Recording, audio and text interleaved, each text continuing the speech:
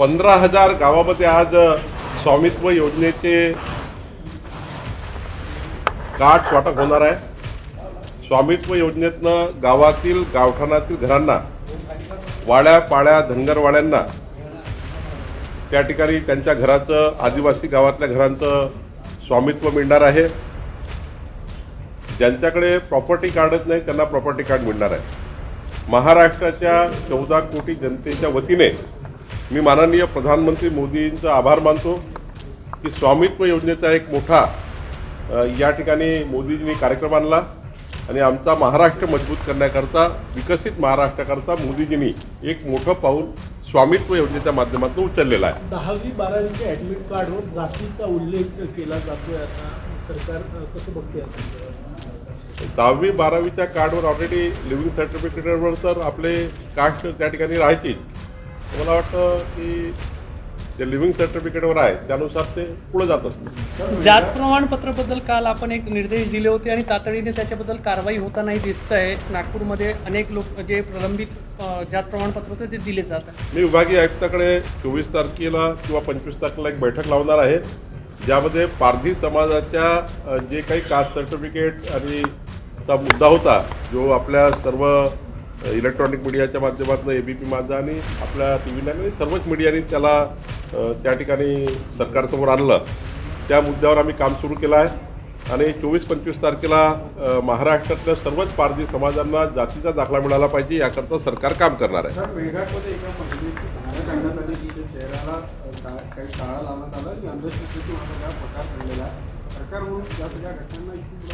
नाही, मी स्वतः माननीय मुख्यमंत्री मोदींशी आता 3 वाजता भेटणार आहे, तेव्हा मी चर्चा करील आणि यावर मला वाटतं की सरकारने कारवाई केलीच आहे।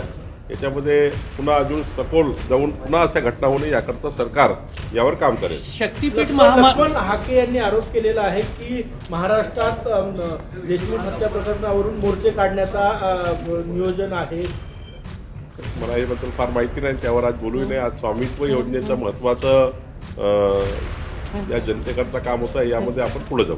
स्वामित्व कार्ड आज से शुभारंभ हो रहा है, क्या कहेंगे? मैं माननीय प्रधानमंत्री मोदी जी का बहुत बहुत आभार व्यक्त करता हूँ, धन्यवाद देता हूँ। 14 करोड़ जनता की ओर से उनका हृदय से आभारी हूँ कि आज महाराष्ट्र के 15,000 गाँवों में पहले फेज में स्वामित्व का कार्ड मिलेगा।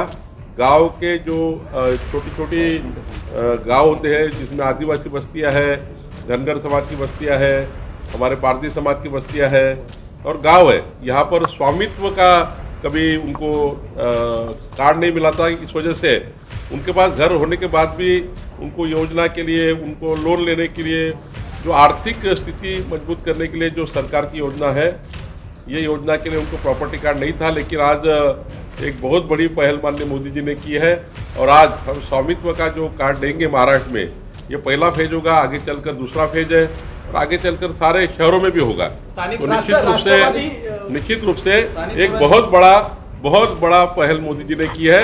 महाराष्ट्र उनका धन्यवाद व्यक्त करता है। राष्ट्रवादी दादा गटानं स्थानिक स्वराज्य संस्थांच्या निवडणुकीमध्ये स्वबळाचा नारा दिलेला आहे। महायुतीचा घटक पक्ष म्हणून भाजप कसं बघते याच्याकडे? नाही, त्यांनी जरी स्वबळाचा नारा दिला असेल तरी आम्ही महायुतीचाच बोललो आहे। आम्ही हे म्हटलं आहे की ज्या ज्या ठिकाणी स्थानिक युनिट आमचा निर्णय करेल त्या ठिकाणी आम्ही महायुतीमध्येच लढू। दादांनी काय नारा दिला याच्याबद्दल मला माहिती नाही, त्यांच्या पक्षाचा निर्णय त्यांना करायचा अधिकार आहे, पण मात्र भारतीय जनता पार्टी आणि आमच्या महायुतीमध्ये आम्ही समोर जाणार आहोत। ज्या ज्या ठिकाणी शक्य असेल त्या ठिकाणी आम्ही महायुतीत लढणार आहोत। मुख्यमंत्र्यांच्या दावोस दौऱ्यावरून विरोधक टीका करतायत।